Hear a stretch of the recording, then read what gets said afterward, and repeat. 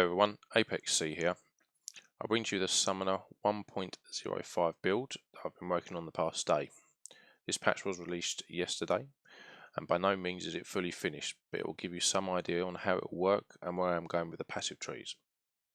Now there is no indication from anyone that the passive tree integrates the stats to the minions. What I do know from the patch notes is that the level of the minion skills scales with the damage it does. So as you level up, you will do more damage. Anyway, let's have a look at how I have a spec. Now if we go into the skill tree, so currently number 2 slot is what we call Plague Burst. Now we will show you when we do an introduction of the skills in action at the end of the video what it does. However, we also run in Feeding Swarm, which I feel is actually stronger than the archers, Hunting Swarm for the range, and Liver Mortis for the tank. Now we'll go through each of these and show you how we've set up. Now with Plague Burst, you always put this down as the encounter starts. Every time an enemy dies, they explode, dealing a huge amount of damage to each other. This is why we need to maximise the martial damage. I've started off with the increased area of effect skill here. Now the reason we take this is because it will hit more packs when they are pulled, which means more damage, which means that we can clear a lot quicker. Now we then move on to Disgrace. Now this allows the skill to be cast with our mouse. This is great for sort of keeping behind the pets because our resistances at the moment are not very good. We then move over to Loser's Gift. This is increasing the damage of the burst skill, but also we have this Noxious Smog, which leaves a poisonous cloud when an enemy or friendly summon dies, dealing damage over time. Now it's not a huge amount of damage, but it does help. We then move on to short range containments. This increases the critical chance. Now this is very, very important for the burst skill. And then we of course put Vitiation on, which increases explosion damage for each alignment a stack gun monster has. Now there is some passage in the skill tree which we will need to take to maximise on this, but also one of our pets will also put ailments onto the monsters as well. And then of course biohazard for the critical damage. Again, this will be a big impact on that massive burst that you'll see. So then we move on to Feeding Swarm. Now I'm playing about with this build still. This skill, I'm either going to be duplicating it or I'll be duplicating the Hunting Swarm at a later date when I've unlocked it. But at the moment I'm just running it as an individual on the original skill. Feeding Swarm I feel actually does more damage than the ranged archers. However, here's some of the patches that I've taken anyway, which I feel that work well with me. So we've got the Wretched LX, increased damage for summons. We've got the Evangelists of Death, increases again damage of summons. Deadly March, so just to get that extra summon for that extra damage, so you can summon 3 instead of the 2. Baneful Blows, this is very important that we convert the physical damage to the toxic damage. It also increases the health tree as well. And then we've got the increased damage for summon. Now when I get the extra point, I'm either going to put it in the movement speed or I'm going to put it into the increased health for summons. I'm not too sure yet. It'll probably be the health, but it depends how hard the higher tiers are going to be the further I progress. And then the Hunting Swarm. These bug out still a little bit. I've noticed that they haven't quite fixed the tracking for the Hunting Swarm. I mean, when it comes to the Feeding Swarm, they seem to follow you okay. Same with the Liver Mortis, but yeah, the Hunting Swarms, they seem to be all over the place still. But when they're damaged, they do some damage. Again, we've got the increased damage for summons. We've got the arrows shot by summons can pierce enemies. Again, the problem is you can't see pet damage, so you can't really see the implication of what it does. I assume it works. You know, it damages them, it kills them. That's fine. We then want again increase the number of summons by 1, so we've got 3 up at all times. Physical damage to toxic damage again, same as before, and increases the health pool. And then we've got again increased damage for summons. Again, I don't know which one I'm going to take, whether it's going to be one of these two. I'm not. I did try this out to increase the damage for summons and reduce health summons, but they were dying too quickly, so I removed it and changed it. Again, you can play about with this tree a little bit. Maybe take the piercing off and add some more damage. Yeah, I mean, this works for me, so try it out. You can do what you like with the trees. This is what I prefer. And then our tank. So, Liver Mortis. At the moment, he's got 552,000 health, a huge amount of health, and he takes a lot of damage. He doesn't die. It's amazing. So, in regards to how I spec this one up, we've got the increased health for summon, increased damage for summon. Summon generates more threat. Now it's very important to look at the skills on these, because when you actually click them again, they all do different abilities. So with the Liver Mortis, generates threat. So when he's actually in a pack, click the skill again, he'll taunt them all. Bam, you can just go to town. With the Hunting Swarm, again, you can focus over with your mouse. So for example's sake, if I was to, I don't know, focus this way, you can press the button or the skill button, and it shoots them out.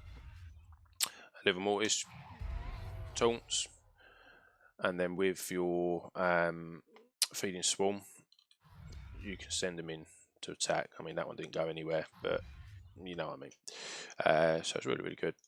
Anyway, back to this. So we've also got a portion of damage received by you is transmitted to the summon. Very important. Helps your survivability. Again, I'll just put a summon more threat in there, and I'm either going to put. I mean, I could do it now, to be honest. So more health isn't really showing on there at the moment, but or essentially I'm going to put some more damage in. Actually, I'm going to do more damage because I don't really need more health at the moment. Just boosts that up a little bit. And then we've got our utility skill. So this, to be honest, you can put anything in here. I only have the Aether Jump purely for survivability, a little bit of willpower regeneration. It's just overall a very good skill to have. So we started off with the willpower reduction costs. I find that because we have March of the Time Devours in, our willpower drops very, very quickly. So if we're moving around, the transfer, it just eats up, and then you're kind of stuck. So you're then having to pot. You want to be able to maintain your willpower in the times that you need it. It's also good for dotting around the map. Now we've also got the increased teleport range. Gain willpower for each enemy pass through with Aether Jump. This is very important because you can gain willpower back when you need to. We've got caster skill removes all crowd control effects, probably the most precious ability you can have on here. It's very important for higher tiers because you do get CC'd a lot and you want to be able to get out of those. And then we've got increased movement speed just for overall utility. Gear. Now, I've moved from a occult build, so I am still very, very much fresh trying to get the gear. I mean, like I say, I only re-rolled last night. Essentially, what we are trying to do to get the perfect stats, get material damage for the big poison damage, critical hit, and critical damage for offensive stats. Ideally, you want to try and get resistances up and full shield, because there is a passive in the tree that we take which reduces our full shield and increases the minion survivability. So again, the more full shield you have, the tougher your minions are going to be. And then again, yeah, health, get that health up. I mean, this at the moment is very fresh. So, for example's sake, we got material damage there, all resistances. We got 90% damage, so that is applicable to all sources of damage. You've got the critical chance in there as well. Again, material damage, There's no resistances on this. Again, it's not where I want to be. I want to be getting material damage with the resistances, and also the health or full shield on these.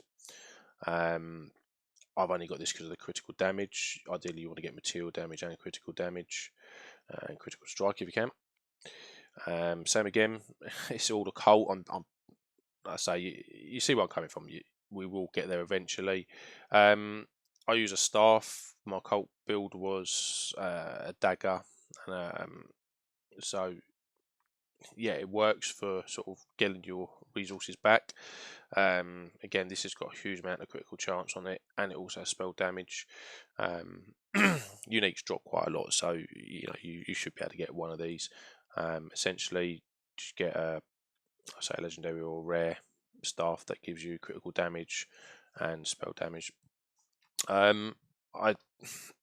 Unfortunately, the roll on this, we only got the offensive 1s and 1 offensive 3.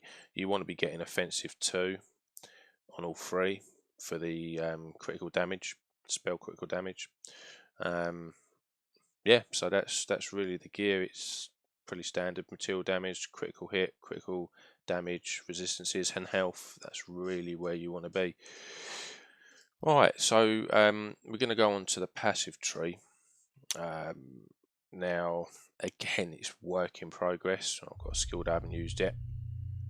Now we want to start away from the soldiers to the plague bringer. This is, this is your bread and butter, and the other bits are purely just little bits to increase damage or survivability. But you need to pretty much maximize all these skills here.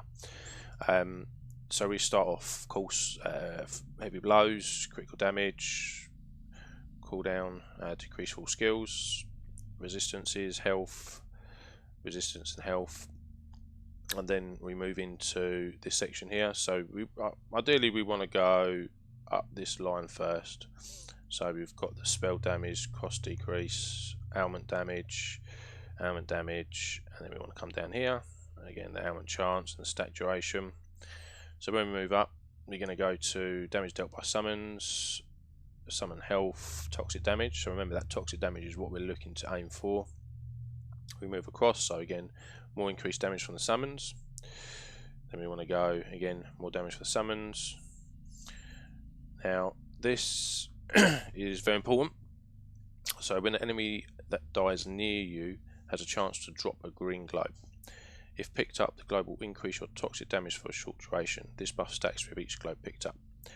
Now, enemies that die in a 20-meter radius around you have 10% chance to drop green globes. Picking up green globes grants you an additional 30 points of damage as poison damage for 5 seconds.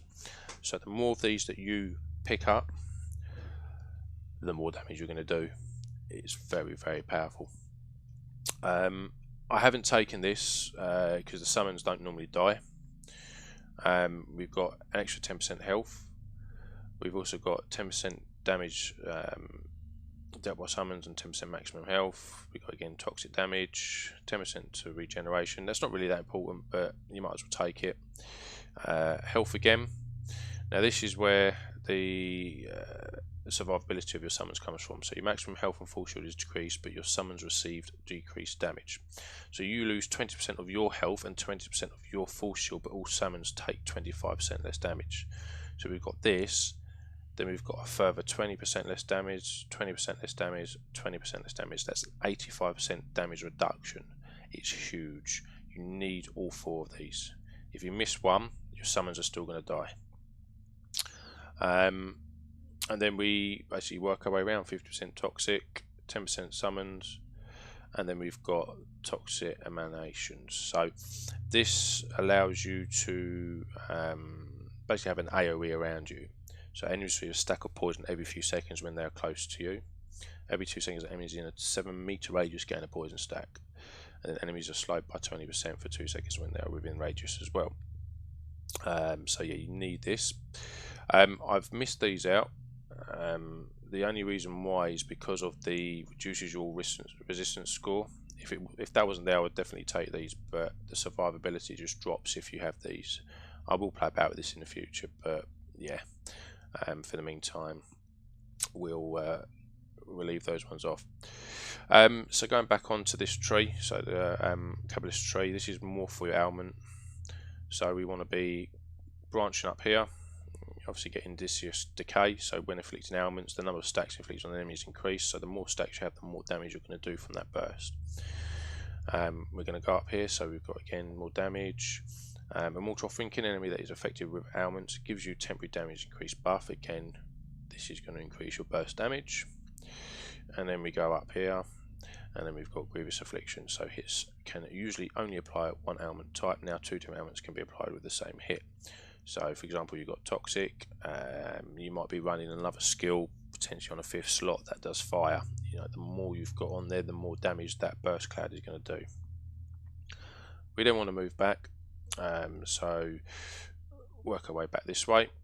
So we want to get the willpower cost decrease.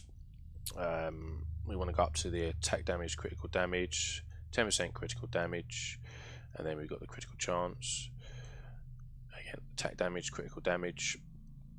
Moving away to again the poison and toxic. So we've got the full shield, martial damage, poison stat duration, poison ailment damage, and then a percentage of damage is converted into toxic damage. Again, this is huge. Again, you need this skill. Maximum health, active dodge can go through enemies, and then we've got maximum health, full shield. I was going to push into this sector, but I've decided not to do that at the moment. Then we go back down to survivability. So we've got here Warmonger. We've got Bestial Frenzy, so this increases damage for each enemy that is in radius of 4 meters. You can increase that by another 2 by selecting this. So this is quite important when it comes to that burst. If you're standing right in the middle of that pack and one of those goes down, they're all going to go down. And again, we've got the extra 1% damage for each nearby enemy.